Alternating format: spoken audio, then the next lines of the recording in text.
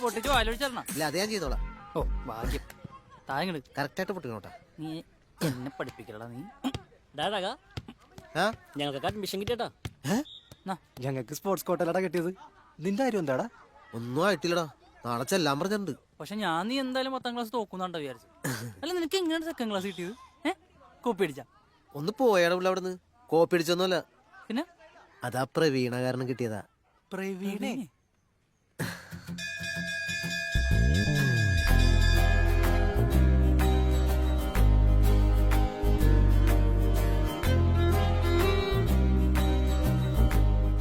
8ാം class മുതൽ ഞാൻ അവളുടെ പുറകെ നടക്കുകയാണ്. എന്നും ഞാൻ അവളോട് ഇഷ്ടമാണെന്ന് ചോദിക്കും. മറുപടി ഒന്നും അവള് പറയൂല, പ്രോത്സാഹനം മാത്രം.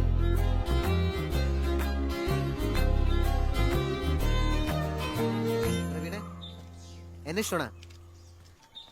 മൗനം സമ്മതം എടുത്തോട്ടെ. മിണ്ടാണ്ട് പോണേനാണ് മൗനം എന്ന് പറയണ്ട.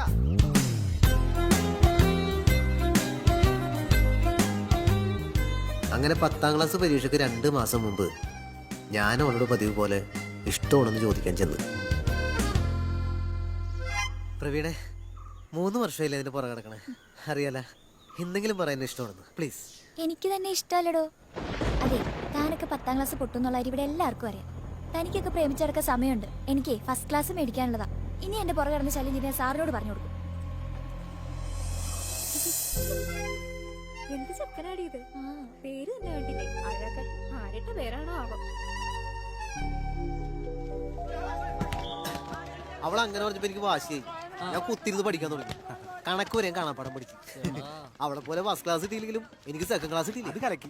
എനിക്ക് എന്താണെന്നറിയും അവളോട് ഇത്ര ദേഷ്യം. അവളെന്നെ 3 വർഷം കൊണ്ട് കളഞ്ഞത്. ഇല്ലെങ്കിൽ എനിക്ക് എത്ര പെണ്ണുങ്ങൾ വളർത്താറുന്നു. എന്നാലും ഞാൻ മറ്റേ കൂട്ടുകാർ പറഞ്ഞ കാര്യം ആലോചിക്കാം. എന്താടാ നിനക്കൊക്കെ ആരുടെ അഴകാന്ന് പറഞ്ഞു വരുത്തത്? ഇല്ലടാ, ഞാൻ കാര്യമായിട്ട് പറഞ്ഞു. നിന്റെ ഈ മൂത്തോക്ക് അഴകാന്ന് വിളിക്കാൻ വേണ്ട. എന്റെ മനസ്സിലൊരു കുറ്റബോധമാണ്. അതുകൊണ്ട് ചോദിച്ചാൽ ആരാണ് ഈ പേരിട്ടത്? അച്ഛനാണ്. അപ്പൊ അച്ഛൻ പണിയൊന്നും ആയിരിക്കോട്ടാ. ആണോ? പിന്നല്ലാണ്ട്.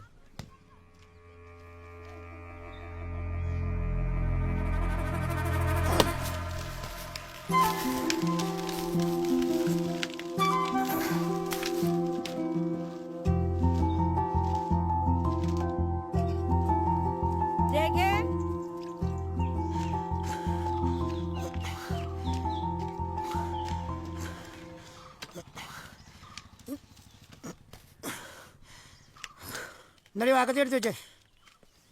സമയം വൈകില്ലോ. ഇന്നലെ പണിക്ക് പോകാൻ ഇറങ്ങിയപ്പോൾ അവനോട് പറഞ്ഞാ കൊല വെട്ടി വെക്കാൻ.